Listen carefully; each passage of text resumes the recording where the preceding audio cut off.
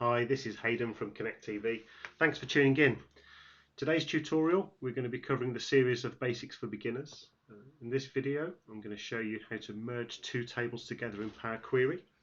So I'm going to start by moving to Power Query, transform data.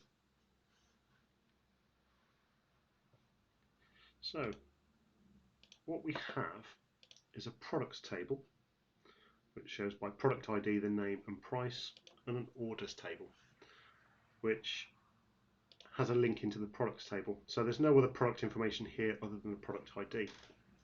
It's perfectly acceptable to leave the orders and products in your data model, but for the purpose of demonstrating this to you, I'm going to show you how to put the products information into the orders table and stop the products table from being presented into the data model.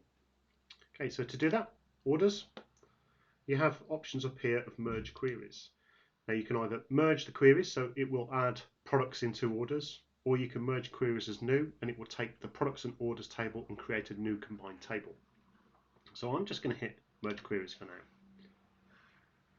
That will bring up this here, which has the orders table selected because it's what I originally selected here, and it wants me to select what table I want to merge to, so products, and to link the tables we've got product ID on both fields here. So that will pull in all of this data here and it will put in for each associated product the relevant information. Now you have different types of join.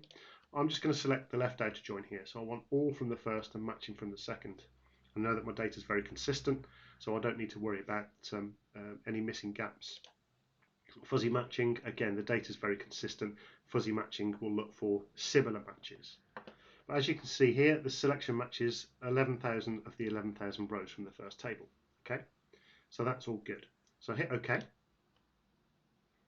And that creates another column here with the information called table. Now, if you ever select the white space in a cell, it will give you the information that it's linking to that.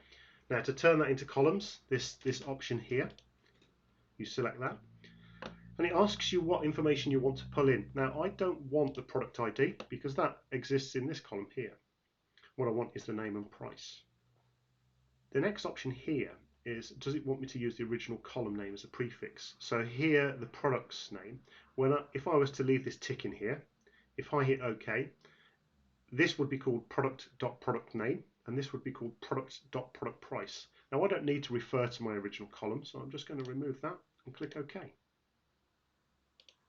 There you go. So the product's name is in. You can see by the product ID row 43, it's consistent.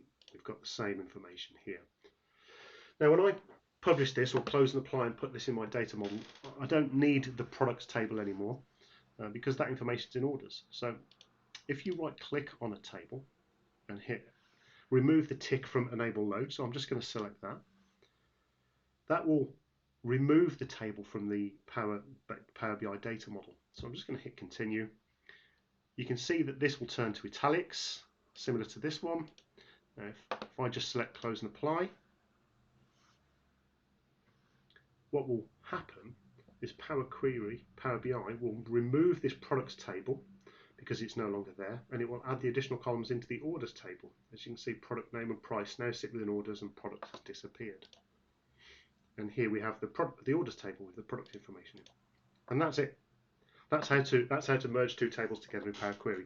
Thanks for tuning in. Goodbye.